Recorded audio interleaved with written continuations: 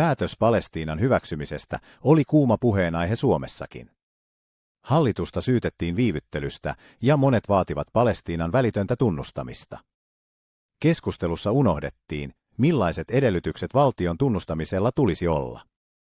Nämä edellytykset on kirjattu niin sanottuun Montevideon sopimukseen, joka edellyttää, että tunnustettavalla valtiolla tulisi olla selkeät rajat ja toimiva hallinto.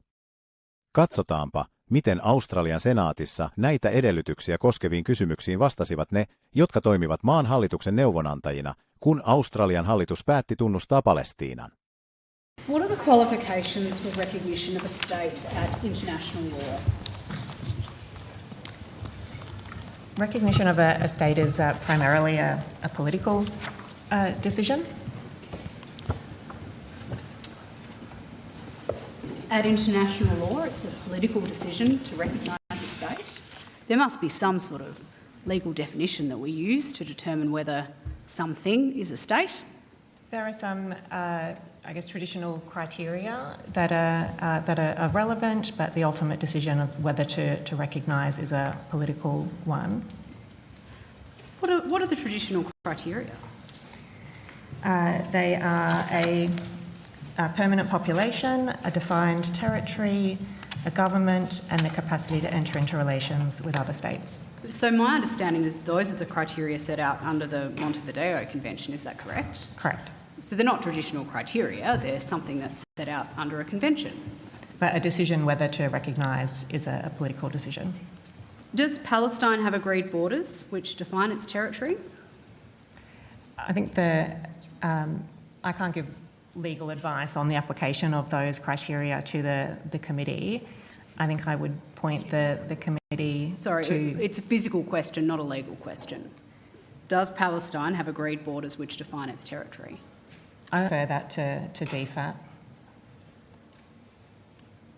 Really? Yes. Yes. Does Palestine have a single government in effective control of its territory?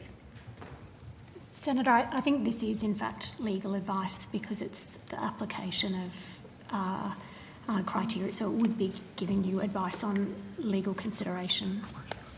I think these questions are in relation to factual matters, though, not legal advice that you may or may not have provided the government. The question is, does Palestine have agreed borders and do they have a single government? I would have thought that was a pretty straightforward, factual yes or no answer. So, Senator, our involvement is with the Office of International Law as international legal advisors. Ms Sheehan's directed you to the Department of Foreign Affairs and Trade.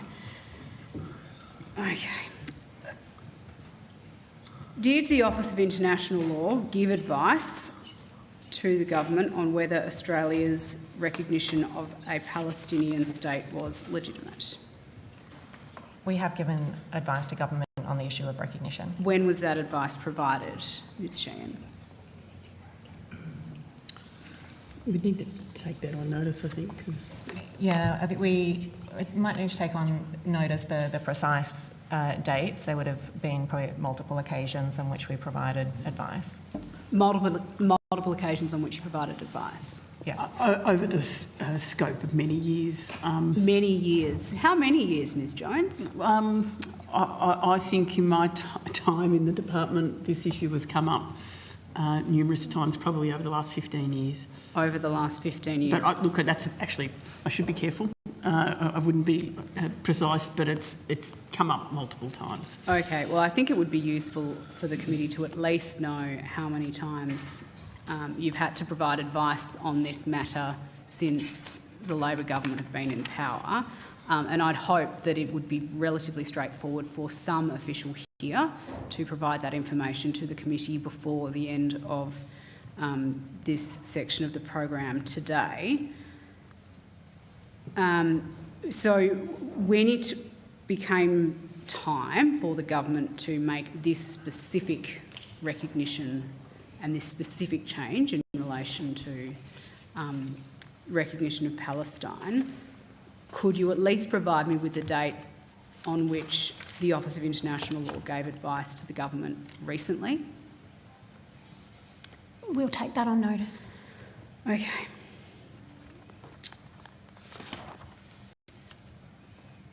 What's the capital of Palestine?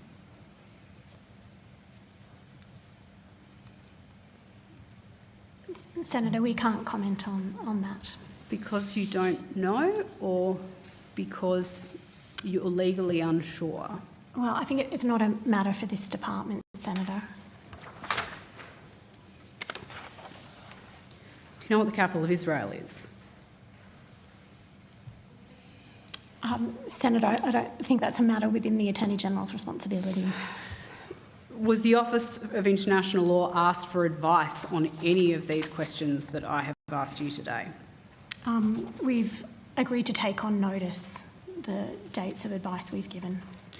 Was the Office of International Law ever asked to provide advice on whether a state can be recognised on a conditional basis? Senator, I think that's starting to get into the content of advice that we wouldn't comment on.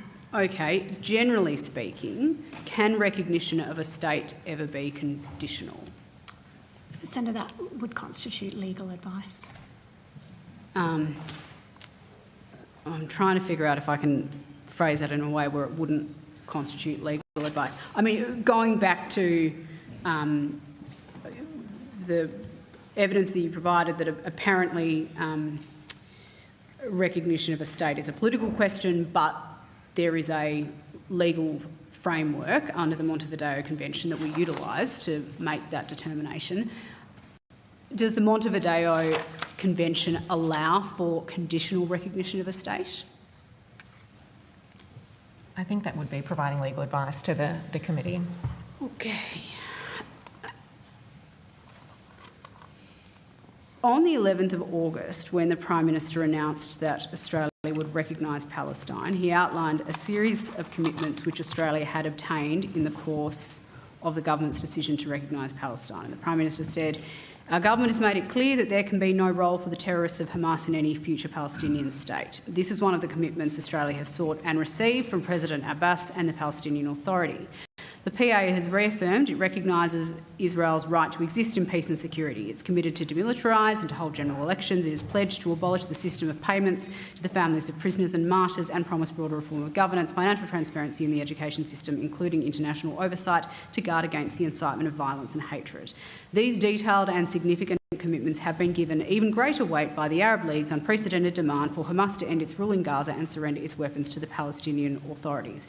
But those commitments have no bearing on whether Palestine is recognised as a state legally. Would that be correct?"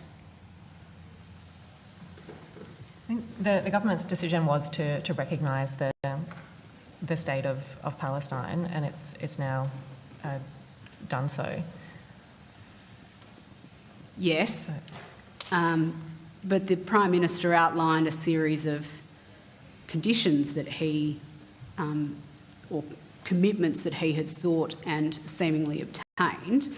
But the reality is, when it comes to that legal recognition, there's no way of guaranteeing that those commitments would be seen through.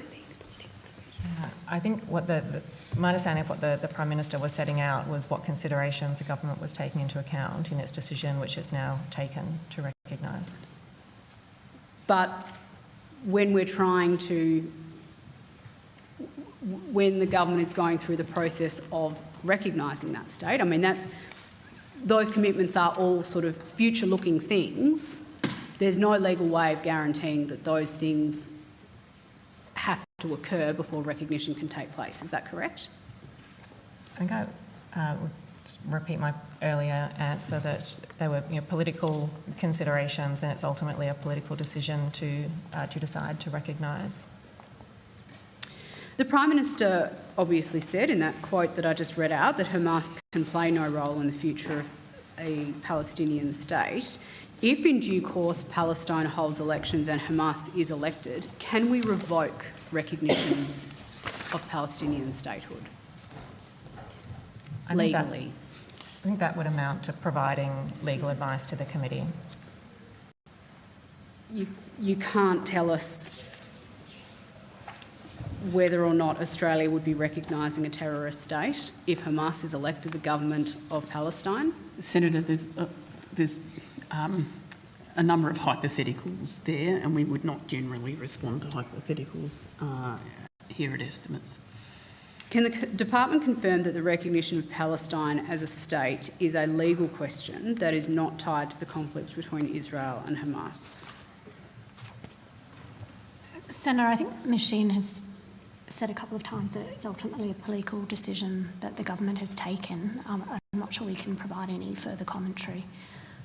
Can the department confirm that recognition of Palestine as a state is a legal question that doesn't prevent violence, doesn't get aid through and doesn't release hostages?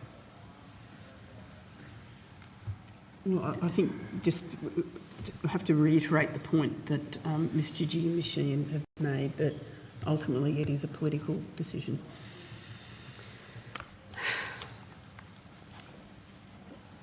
Fair to say that's a pretty frustrating series of responses from the officials today. I mean, Minister, the truth is that this decision to recognise Palestine wasn't about achieving peace in the Middle East. It wasn't about the situation on the ground. It was around, frankly, satisfying your party's membership base, which I know you feel very strongly about this issue. Isn't that right? I would completely disagree with you, Senator. And I think it was about peace and trying to bring a peaceful resolution to the Middle East. For the whole of my life, there's been conflict in the Middle East, and the events of 2 years ago tomorrow, of course, were just another terrible indication of what's been happening in that region for far too long.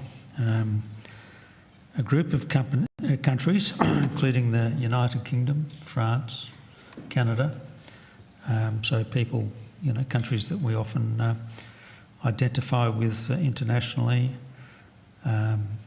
made similar decisions that one way to progress the issue of peace in the Middle East, particularly in these most difficult of circumstances, was to provide recognition to the Palestinians.